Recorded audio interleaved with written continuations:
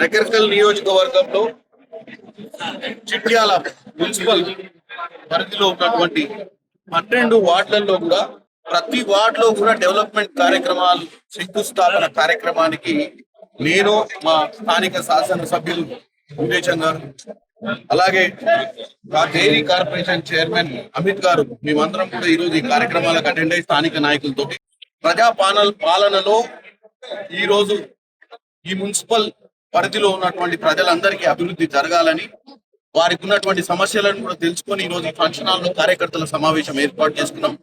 చాలా మంది ఈ రోజు టిఆర్ఎస్ పార్టీ వదిలి కాంగ్రెస్ పార్టీలో జాయిన్ కావడం జరిగింది.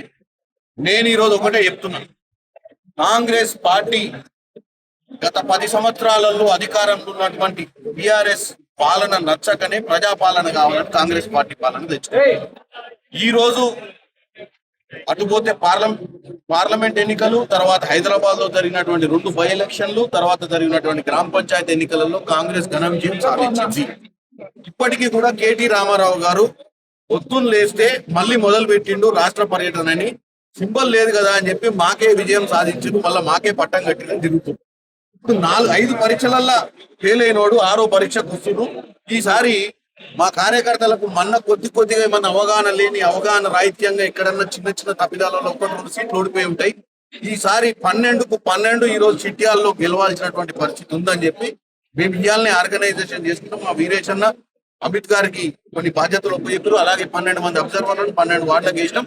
ప్రతి దగ్గర కూడా ఈ రాష్ట్రంలో వీరేష్ అన్న లెక్క ఎక్కడైనా కానీ మా ఎమ్మెల్యేలు అందరూ కూడా ఇమీడియట్ గా కమిటీలు వేసుకొని, ఎందుకంటే నోటిఫికేషన్లు వచ్చినాయి కాబట్టి కమిటీలు వేసుకొని రిజర్వేషన్లు ఏదైనా జరగవచ్చు, ముందు మన ప్రయత్నం మనం చేసుకుంటూ మనం సమన్వయం చేసుకోవాలి మన కుటుంబంలో.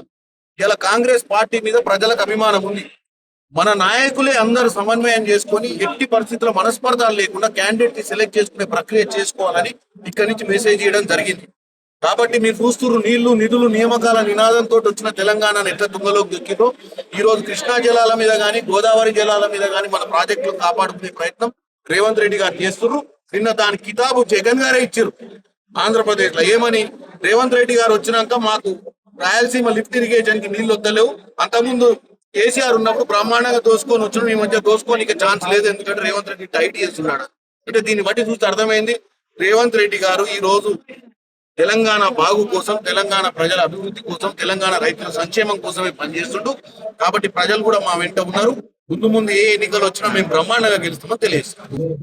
నేను ఒక్కటే చెప్తున్నా, 10 సంవత్సరాలు పాలించి ఇంటికి ఒక ఉద్యోగం అని చెప్పి ప్రతి పేదవాడికి డబుల్ బెడ్రూమ్ ఇల్లు కట్టిస్తా అని చెప్పి 3 ఎకరాలు దళితునికి ఇస్తా అని చెప్పి దళితుల్ని ముఖ్యమంత్రి చేస్తా అని మొట్టమొదటి అంశం నుంచి మొదలు పెడితే వాళ్ళు ఇచ్చినటువంటి వాగ్దానాలు ఒక్కటి కూడా 10 సంవత్సరాలలో నెరవేర్చలేదు. అంతెందుకు సన్నబియ్యం ఇచ్చిరా ఏ రోజన్నా?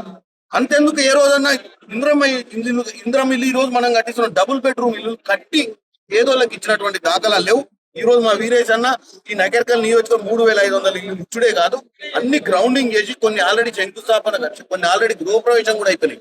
అంటే 2 సంవత్సరాలల్లా 10 సంవత్సరాల పాలనలో ఏం బీకలేనోడు 2 సంవత్సరాల పాలన గురించి కామెంట్ చేయడాన్ని బట్టి చూస్తే ప్రజలే తీర్పిస్తారు. ఇక్కడ ఎవరున్నా ప్రజలే జడ్జి, ప్రజలే మన తీర్పిచ్చేటువంటి న్యాయ నిర్ణేతలు ఈ రాజకీయాలలో.